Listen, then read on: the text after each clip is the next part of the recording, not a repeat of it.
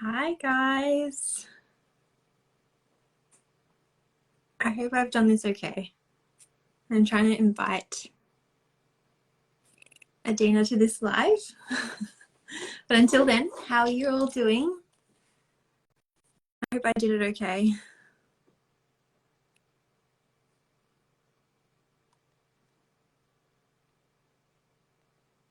I've never gone live with someone else before, so I actually don't know what to do. I hope I do this okay. Adina, you're on here. I just realized that I don't know how to add you onto it. I should have looked this up beforehand. Oh dear. It says you're unable to join. Let's see if I can. Oh dear. Does anyone know how to do it?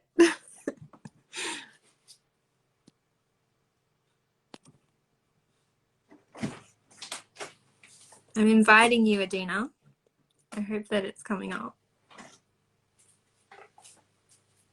We did it. Oh yes, awesome. Sorry, I had this like silent freak out because I was like, oh no, I didn't look up how to do this before the live, and it just like escaped me. How are you doing? Good. We're here. We did it. How are you? I love your background, by the way. Thank you. I got a bit. I went a bit wild on eBay and got a few backgrounds, and I'm expecting. I hope you can all be expecting some reels to come because Sounds good. That's awesome. How are you doing today? Good. We had a less than planned day, which happens to all of us, I'm sure. My daughter is nearly 3, and we decided to not send her to childcare because she had a bit of a sniffly nose. Yeah. Which happened in the morning. You know that moment where you're making the decision? Yeah. And then it was pretty much fine all day. But Yeah. we made the most of it. Everyone joining us, we are doing, this is a new segment for me, very new. So this is, new for me to do, but I'm kind of like hosting different guests every week. And this week I have Adina joining me from Play Learn Chat.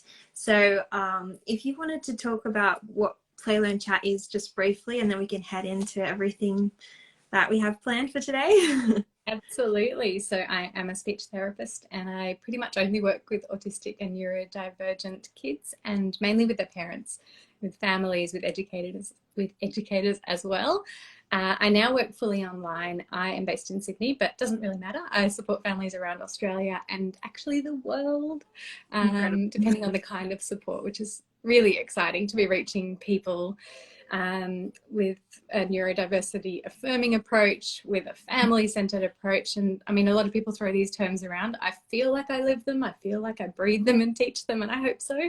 Really, I believe that family are so important to the kids' development and learning, and so much can happen at home. And I think our industry is guilty of pretending or giving an impression that we're the experts, and we have a lot of knowledge around communication, development, and lots of areas, but you have all the knowledge of your family. So I really hope to teach that and preach that.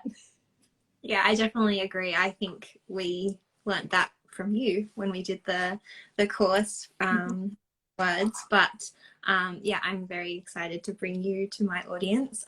They've had a lot of questions, so I had to like narrow it down to a few of them, but to anyone that's watching at the moment, feel free to ask questions as the live goes on. I know that everyone's joined in today, and you are free to ask questions. Adina is free to answer whichever ones she chooses. I will try to keep on top of my line of thinking at this hour and try to give coherent answers, but we might jump around, and that's cool too. Yeah. I think the best way to go is just have a conversation. We have some things lined up. While everyone's still joining us, I thought that we could debunk some of the myths about speech therapy, and yeah, just like quick fire, I guess. So the first one is speech therapy is just for talking. I love that. No. I mean, probably your audience probably parents of autistic kids or kids maybe questioning possible diagnosis. So you know already that speech therapists support communication and interaction, and that's pretty much what I live. But we're not just for lisps and stutters as well, which I think is a real common thought that comes to mind when you hear about speech therapy. So speech therapists work from birth to death, the whole lifespan in different settings. We support communication, interaction, behavior. We support language development, so receptive language, ability to understand information, expressive language, so communication, but in any way, not just the words we speak, but how we communicate in all different ways, with videos, with writing, with gestures, with signs, with AAC and all kinds of communication methods. What have I missed? Feeding. So speech therapists can also support feeding development as well. Wonderful. And using a dummy causes speech and language problems for our overseas viewers. Pacifier is what we call dummy. Yeah, I went to the research to check out the most recent info that we have about this, and it confirmed what I've known up to date, which is pretty inconclusive. I myself am the parent of a person who loved her dummy till very recently. We did manage to get rid of it. That's a story for another day. It is on my Instagram as well, actually. But so I start by saying I can see, and I've lived, how many reasons there are to use a dummy. There is a reduced incidence of sudden infant death syndrome in that first year that is associated with dummy use. It can support feeding development, especially for preemie babies. There are also challenges. Oh, I should say soothing. There's, the pacification thing. If a kid likes a dummy, you can probably see that response, that sensory preference, and that absolute calming sensation. Lots of positives.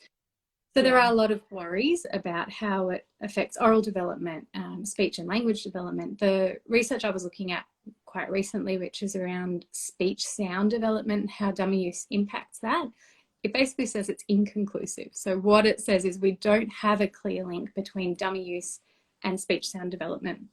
There are lots of other things that could be impacted by long-term dummy use. There's a very common sense one that to me makes a lot of sense, which is if a child is using a dummy in all day long, and there's no judgment, it's just if that's happening, that is limiting their ability to play with sounds, play with words, perhaps verbally interact with other people, just because of there's something in their mouth. So it's just something to consider, and it's not an all or nothing thing. We went with dummy use for nighttime, sleep times and nap times only. That's a choice, but it is something that has a lesser impact on the interactions and the language and the speech development potentially. Yeah, Jacob was a dummy user till he was, I can't even remember, maybe like 3. But yeah, it was just like weighing up those pros and cons of the sensory input that he got from it, and tossing up the cons as well. And he ended up just sort of like putting it to the side a little bit more, so we just sort of like took it off him. Just like helped it along a little bit. He didn't mind it so much. Yeah, it's interesting. And when we were going through the first couple of years of his life, we had different doctors and things tell us different things. And I think it's just, as you said, the results are inconclusive. So it's interesting. And boys start talking later than girls, so you shouldn't be concerned. It's such a big one. It's a can of worms. I never want to tell a parent to not be concerned. I think parents have an incredibly good radar for when they are concerned and asking questions, and there is no harm in seeking support. What I would caution against is seeking support in a Facebook group where you're hoping for answers that say everything's fine, don't worry, and you're probably going to get that because you'll get lots of stories from other parents saying, but my son started talking at 3, or whatever that might be. That's pretty unhelpful, I find. It might feel helpful in the moment, but in the long run, if you are worried, seek professional support. So if it's around communication, you can go straight to a speech pathologist. You can go to your local community health centre. You can go to a paediatrician if it's more, if it's bigger communication development concerns that you've got going on. You can go to a GP. So I've just seen a comment, boys develop more slowly than girls. He'll be fine. nobody knows your child like you do. So if you're hearing a comment, especially from strangers on the internet, like I do see pretty often, they don't know your child like you do. So please follow your gut. Someone else says they hate that line. Yeah, it's a tricky one. And it comes from a good place. You know, people want to reassure other people. But if you have your radar up thinking something is not right for my child, follow that and seek professional guidance. Mm-hmm. On the question, I kind of missed the question about boys versus girls. There are some differences in boy development. In terms of autism, there are a lot of differences in boy diagnosis. What we're seeing is over time, more and more girls are being diagnosed as autism in girls is being recognised more. That's another whole topic for another evening, I reckon, Jess. As a real, like I kind of hesitate to talk about milestones. So if anyone is watching and you don't have a child with a diagnosis and you don't have a specific delay that you're aware of, I think milestones could be helpful, because then you can understand that maybe your child is not tracking along the lines of that milestone, and that might spur you into action. What I hope is it kind of puts you into action seeking support rather than puts you into panic, because there's so much support. You can get help once you know what the challenge is. So I will give a milestone, but with all these like caveats. If you know your child is autistic, has delays, communicates in a different way, block your ears for a moment, because it doesn't matter. These milestones, you already know there are differences there. That's why I'm kind of cautious to say them. But just as a guide, a very brief one would be at 18 months, we might want to see 6 to 20 words that a kid is using, and then we go, okay, they're probably developmentally, communication is going as expected, no need for further support. Probably depends what else is going on. And at age 2, we might be looking at kids starting to combine 2 words. If your child is not there, if you know there's difficulties or delays, please ignore all of that. And if you're seeking support, if you're here tonight, you're in the right spot. That was a long answer. Check out Adina's page. She's got a wealth of information. It really spurred a lot of, seeing all of these myths spurred a lot of like memories of when we were going through the diagnosis process. And I speak about this a lot, but a lot of doctors at that time were telling us to just wait and see. And, you know, it can't harm anyone to go seek help and see a speech therapist, or, you know, it's important. And when I hear things like that, I know that there are people who are taking that on board, and taking it as that's the word, and I shouldn't be thinking about my instincts as a mother as opposed to what this person is saying. And so it's just interesting to see. My almost 5-year-old ASD verbal has developed a stutter recently. How can I best support him, help him find the word wait? Great question. Should we answer that, because we're kind of in between questions? Yeah. Well, let's pop done before we forget. That's awesome. Look, generally stuttering is very well researched in populations who are neurotypical, so in non-autistic populations. So most of our research that we have is, we just have to kind of combine stuttering research, and you then know your child and how that fits with them. But the recommendation and interaction wise, the best thing to do when your child is struggling to get out a sound or a word or a sentence is wait. Try not to fill it in for him. Try to be there with him and let him know that you have all the time in the world to let him wait and communicate. And if he's at school or preschool, try to communicate that with the educators as well. If you are seeing a speechy, it depends on sort of the goals and so on. And if you're not, you might want to see a speechy specifically for a short burst of support around the stuttering. I don't know your specific situation, but I think in terms of that interaction, just let him know that you're there and you're ready to listen. Awesome. This one is a good one. I hear this a lot. Using an AAC device will hinder a child's progress in speaking. We heard this so much. So go ahead. Sorry. No, the answer is no, it will not. This is another one. I'm probably likely to go in a few directions here. And I'd love to hear your thoughts as well, Jess. It's such a shame that there is this impression. And again, I can see where it comes from.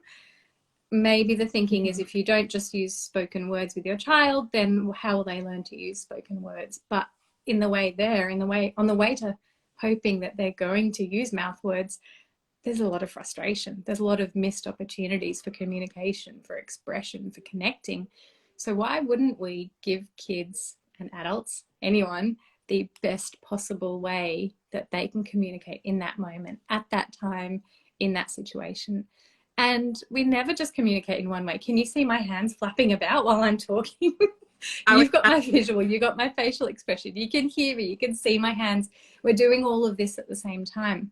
So we really, you want to be adding the verbal message as you're doing other ways of communicating, whether it's using a device, if it's a speech generating device, an app like Proloquo to Go, for example, or LAMP, you tap the button and it will speak.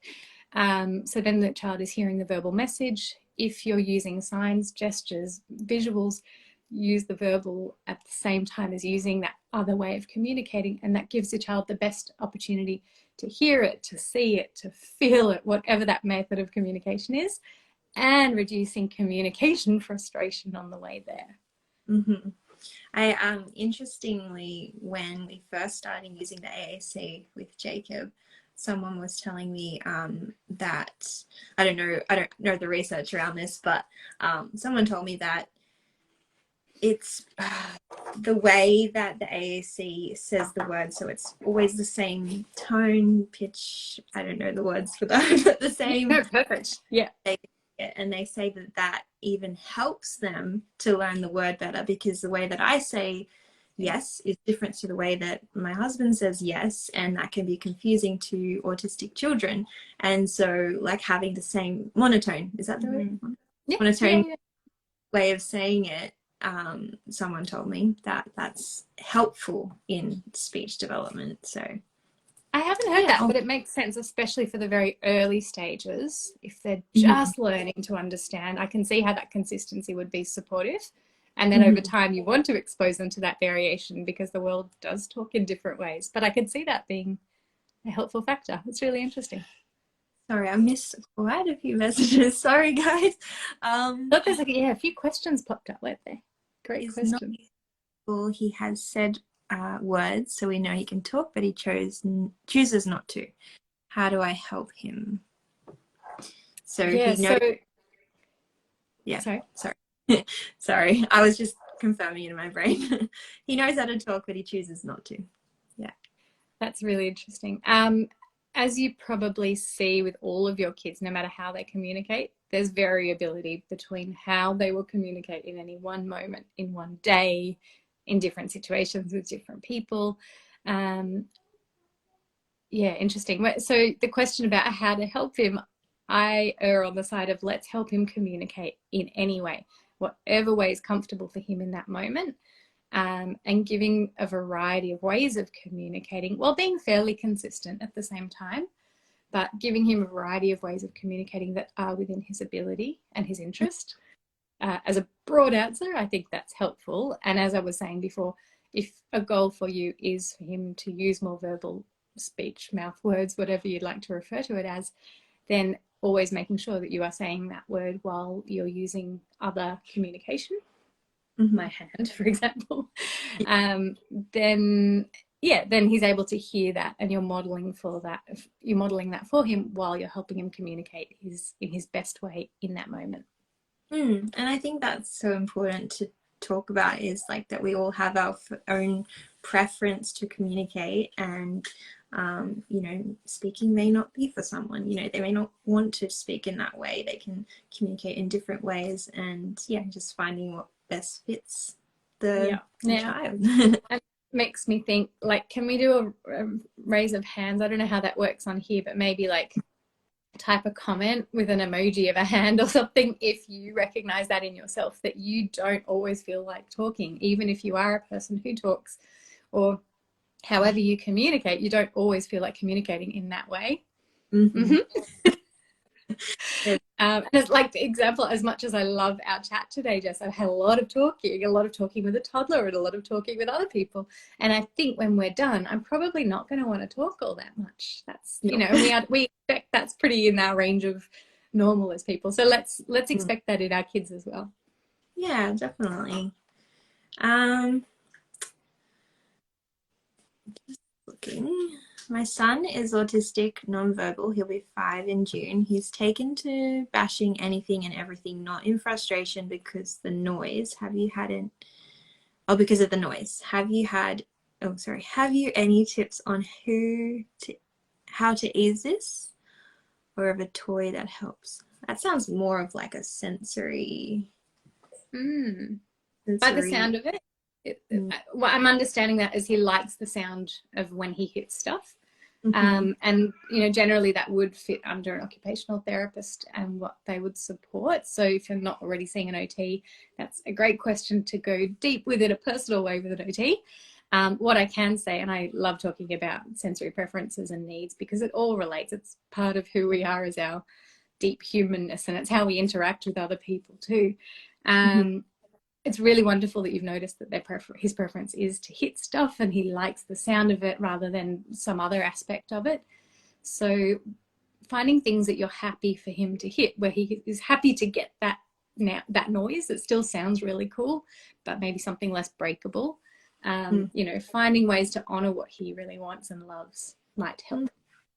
Sounds good. Hopefully we can have an OT join us on these lives in the future. We've got quite a few people lined up, but I'm interested in hearing more about that too.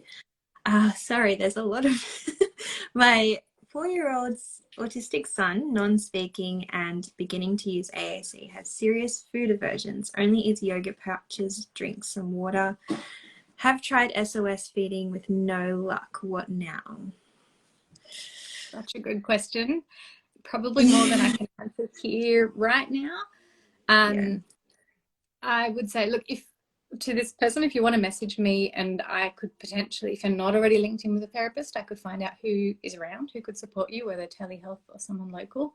It sounds like probably direct support is needed. You're welcome to message me and we can chat about kind of helping you link up with people. I'm thinking it would be fantastic one day to do a whole chat about food and feeding. I'm hearing a lot of questions from your audience about this, so I can address it in a more general sense for sure. Yeah, definitely put that down for another week. How many questions do we have? We've got one.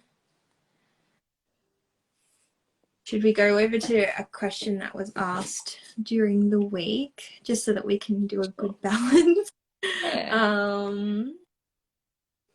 I guess we can go with the first question. Can you recognize autistic children? My speech therapist said that she can't. I'm assuming that's diagnosed. I'm not sure. I was thinking, I wondered if she was asking about diagnosis. So a speech therapist can be part of a team, at least in Australia, can be part of a team diagnosing autism. Often it's a pediatrician who is doing diagnosis in a lot of spaces. It depends who's around.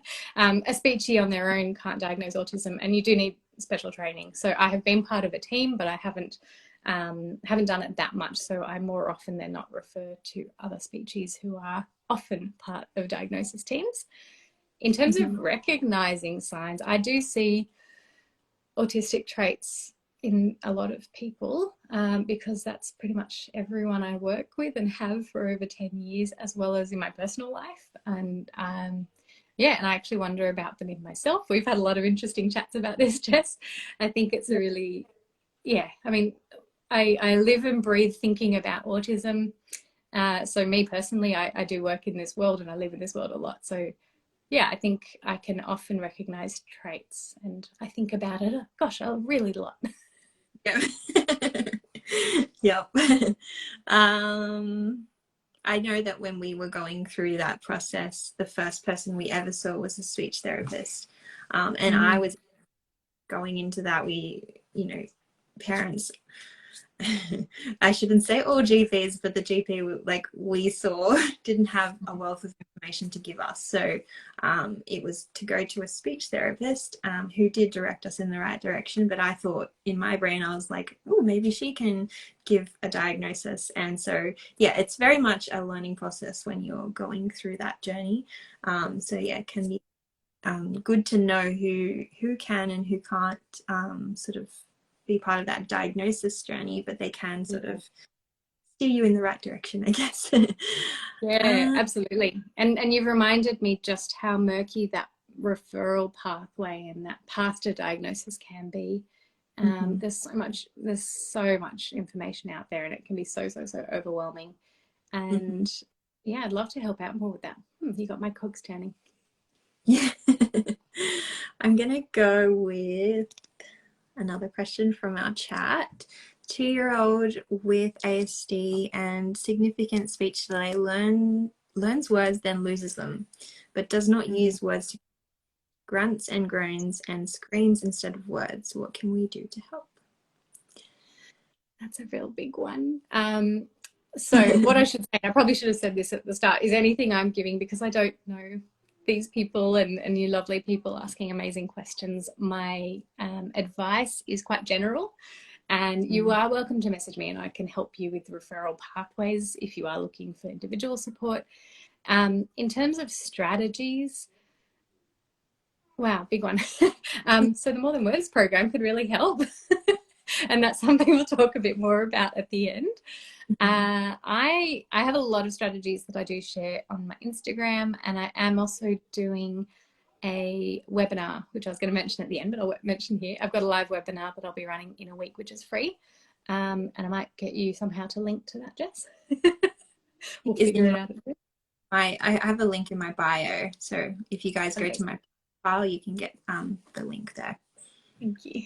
Very nice. So yeah, now I think as well we're probably going to answer some of that. There was a bit of the question which was around losing words, which we had another question around that as well, Jess, which is really interesting. It's regression is something I think you might talk about it with your community quite a bit. It comes up quite a lot. Talk about it because when Jacob was around 16 months old, he was saying a few words and then he stopped after a regression, I believe it's called.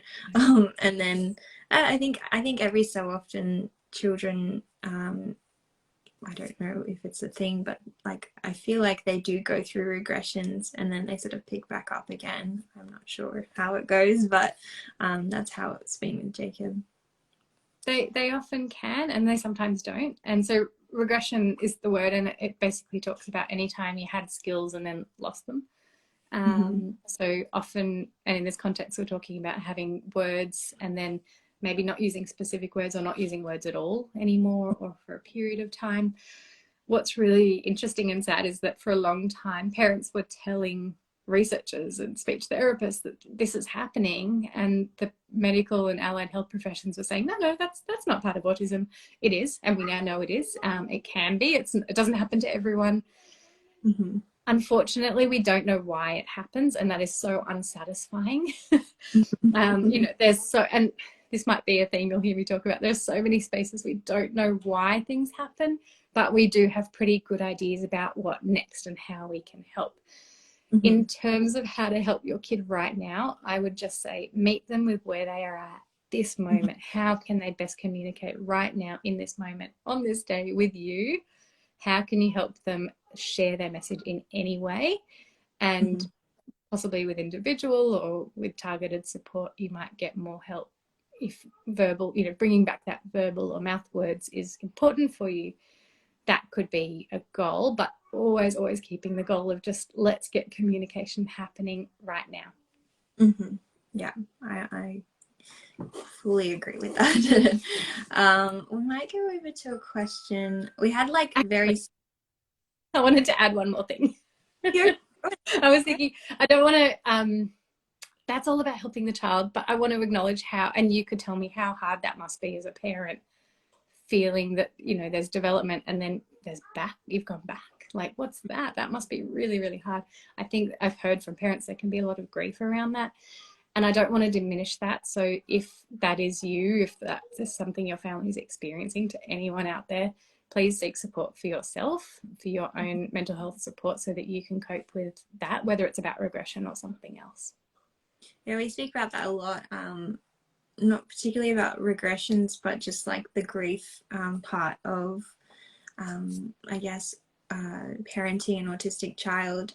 You know, it's not something that you feel bad about it, because you don't want to feel grief, I guess, towards about your child or towards your child, but it is there, and it's something that a lot of people go through, and especially, like, you know, everyone is excited when their child has their first word or first couple of words, and it's just it's a happy moment, and for that to then a month later Jacob was not speaking, and you know, it's okay to, you know, not be okay with that. Like, it's a bit of a shock, and not the way that you're trained to think that the journey is going to go, kind of thing. And that's why I think that, you know, the world should be a much more inclusive and understanding of neurodiversity, and, you know, every child's path is not in one direction, kind of thing. So, you know, that's a whole another topic that I could go But into. I think you're helping your audience so much just by sharing that message that, you know, sometimes we all feel pretty crap about stuff, and it is so normal to feel that. And it's hard to give yourself the grace to feel those emotions, but they are there and they are shared. You know, everyone's going to feel it in a different way, but they're real and they're valid. Yeah, I agree. The next part, we had a few questions that were very similar, so I'll go maybe a general question. If a child by a particular age, is it likely they will ever talk? Can you tell which nonverbal child will talk before age 5? And can autistic kids be verbal at all? Or is it a lifelong problem, no matter how much speech therapy they get? So Such great questions. I love your audience. They have the best questions. They're real. They need answering. Yeah, look, it sounds so silly to say it, but I have to say every child is different. So every child will develop in a different way, in their own pattern. They will be themselves. They will have their interests. They will have their preferences. And we just don't know how they're going to track. We don't know where someone's going to go. So there's the unsatisfying answer. We don't have solid research that says this group of kids at age 1 are going to become this group of kids at age 5 or 10. We don't have that solid research. Research is always happening. There's always more development happening, but we don't have a clear answer. So look, we do know that all kids develop very quickly when they're young. So you're probably going to see lots of big changes in those early years, and possibly slower changes in the later years. It does not mean that change stops happening.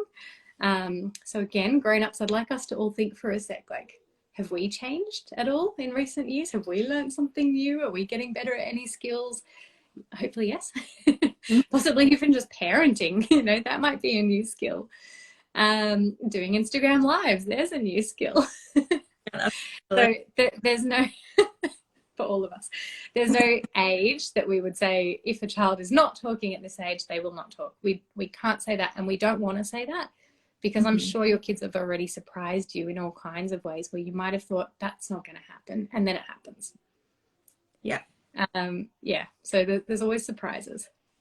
Yeah, I've heard a lot of the common language, the common topics around like especially Facebook pages and things like that. A lot of people saying, oh, like, you know, if they're not talking by this age, then it's very, like, the statistics go down, whether, you know, this child will talk or not.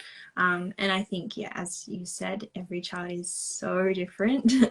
And it's important to note that it is okay to be looking for those things, because back when Jacob lost his words, you know, it was just like um, I was researching, I was looking at different autistic people and when they started talking, and you go through that, and it's okay to go through that, but it's important to understand that not every child, like my child, is not going to be the same as this one child over there. And so yeah. And I don't want to give false hope, but there is hope. I think it's still worth having hope, and I've personally worked with people who as a teen started using words, or maybe they had a few words as a kid and then it just got a lot more in that sort of 12-13 age range. I don't want to give false hope. It's not everybody, but again, it's not predictable. We couldn't have told you that these kids were going to later speak, because at that point people had pretty much written them off as nonverbal. And that's a horrible phrase, and I hate to say it that way, but it's sort of our society.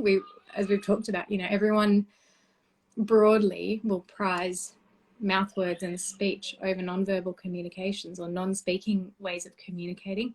And I don't agree with that. I'm acknowledging that bias is there throughout most of our world and our society. Can we change it? Let's try and change that perception. And I know that you do a beautiful job of seeing Jacob and his communication method as golden. However he's communicating is amazing and awesome. And I can't take away the goal that many people have for their own kids, which is for their child to speak. But I'll say it, I've said it already, I'll say it again, is please always have a goal at the same time to help your child communicate in whatever way suits them at that moment. 100%. I agree. Whitney said kids can learn to speak after 5. I agree. And we may as well hop into our next question. We might go with the outcomes for more than words. So a mother of a 3-year-old autistic son at the requester stage doing more than words. Do you have any statistics on outcomes for more than words? So more than words is a program that you do within Play Learn Chat, so you're free to talk about it as and the statistics. So it's a program that I run, and I think it's fabulous that you are doing that program, whoever asked the question. And great to be asking about outcomes. I have a few unsatisfying responses. As many things in our field, we have limited strong scientific evidence showing things.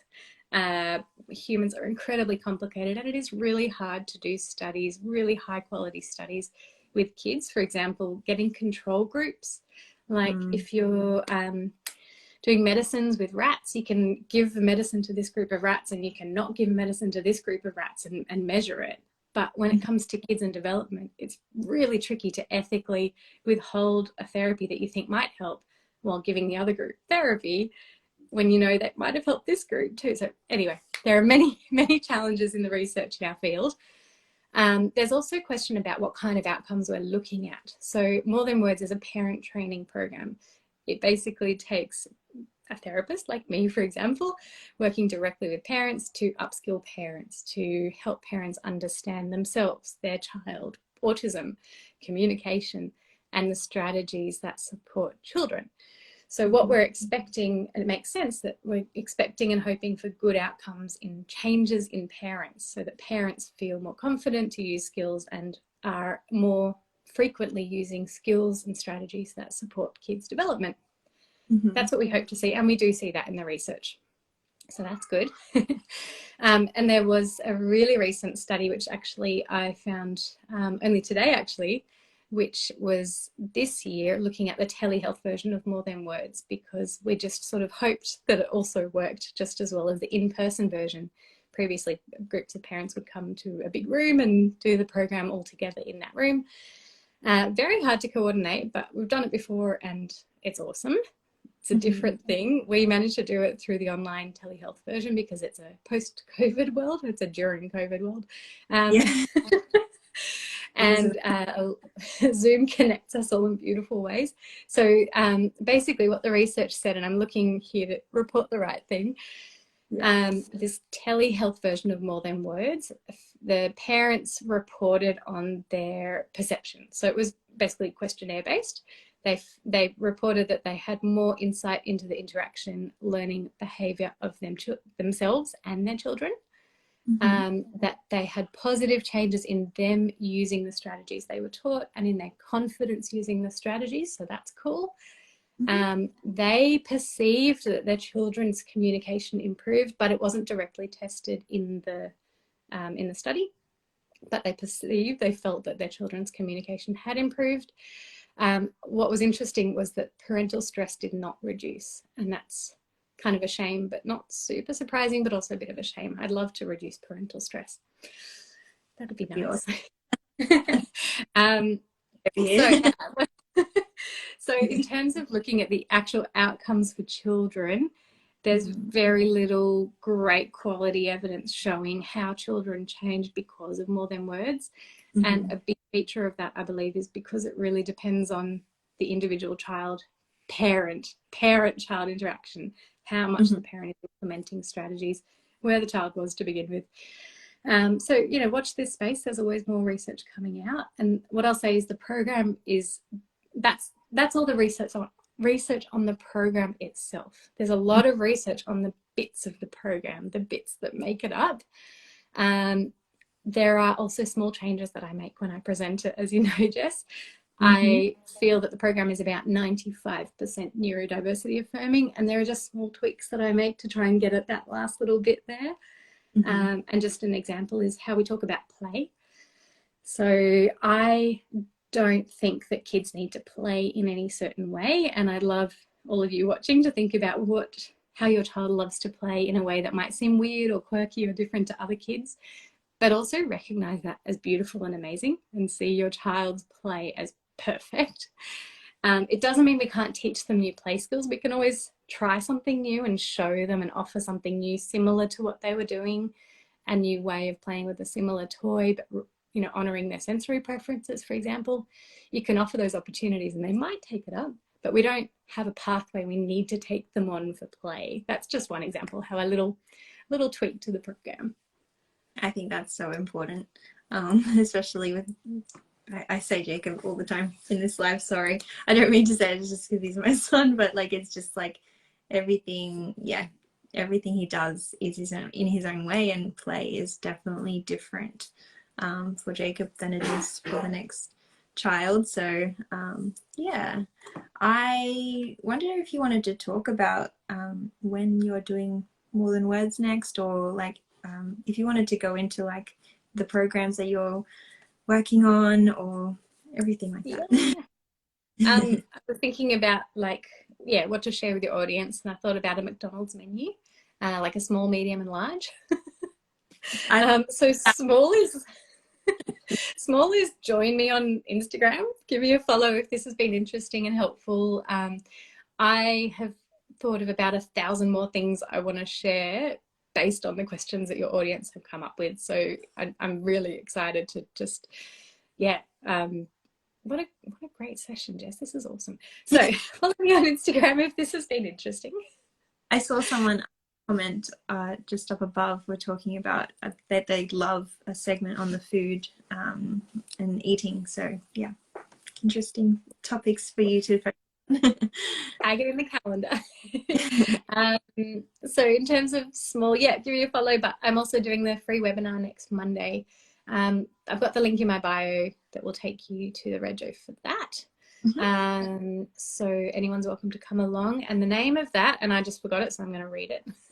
Connect with your autistic toddler. So I will be sharing really simple strategies that you can start straight away to build that connection even more strong with your child, and see who they are, see what they love to do, and join them in their world. That's happening, and that's 30 minutes because we're all pretty busy. So I've found that kind of keeping my webinars to about 30 to 45 minutes, people like that, I hope. So join me next Monday. Medium, I have an online community. I have two, but I'll tell you about the Connect and Grow community, which makes way more sense for your audience. So Jess is going to share a link for that one somewhere or other. Yes, it's going to be in my bio. Sorry. Awesome. And so in the community, I've got a Facebook group. It's tiny but mighty and growing. And I'm in there, so I'm giving support and advice, but also hoping for, you know, parents to be sharing ideas and support with each other as well. But mainly the community, I've got resources. So every week I pump out something new based really around audience questions.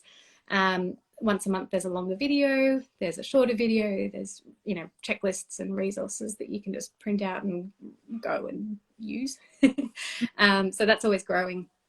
So that is $39 a month, or for 70, this is Aussie dollars, $79 a month. You can also join the plus version of the community, and then you get to join me on a once a month live chat on Zoom. And whoever turns up, we just talk, and we talk about what's going on and, you know, see where support can be had as well. So I would love it if anyone in your community is already accessing speech therapy and they don't have the answers themselves. They're like, well, I'm not really sure what's going on for my child, but I really want to know more. Like that's where I can come in. I really think that you can find a lot of info and understanding, a lot of background, a lot of strategies there. Also for someone who's waiting for support, if you're on a wait list, please don't just wait on a wait list. Please do something, and that could be following me on Instagram, that can be joining the community. It can also be doing the More Than Words program. So our next run, it starts in about a month. We've got, the group will be capped at 8 people. So I've got just a few spots. Get in touch pretty soon if you are interested in it. I've got more info on my profile as well. And that's the big one. So that one goes for about 3 months and a bit more in depth. So you really get a big boost of your knowledge and confidence. That's my we did the More Than Words program and learned so much. And it's, yeah, literally changed everything not changed everything, improved every way that we interact with Jacob. And I just, yeah, I'm so thankful I ever did it. And I was going to say something else. Oh, it escaped my mind. Sorry, keep going. I love the program and I love supporting families in this way. So yeah, let's chat. If I can help you, come at me. Yeah, especially I get a lot of people messaging me about waiting on waiting lists and how long they are actually waiting. It's insane. And especially overseas, I'm assuming you're okay with talking and chatting to people overseas with the membership, is that right? Yeah, so anyone can join the membership. In terms of More Than Words, pretty much restricted to Aussies, mainly for logistics, but I also can't have anyone from Canada or America join it for very weird insurance reasons, but the time zones would totally not work for that anyway. So yeah, so pretty much More Than Words is pretty much if you're in Australia, but if you are out of Australia and you think it might work, you can contact me and we can chat. Okay, looks like someone is from the UK and asking if the program's available. So yeah, definitely I just would recommend, if you have any questions or anything, to reach out to Adina.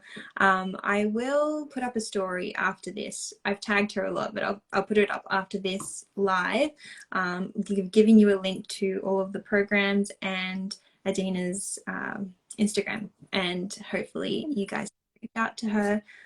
You will not be sorry. Yeah.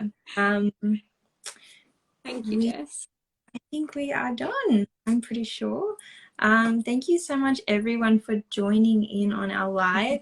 I will be recording the live so people can be watching it back. I know a lot of people told me that they couldn't make this time, so they're just going to be watching it back. And yeah, so thank you so much, Adina.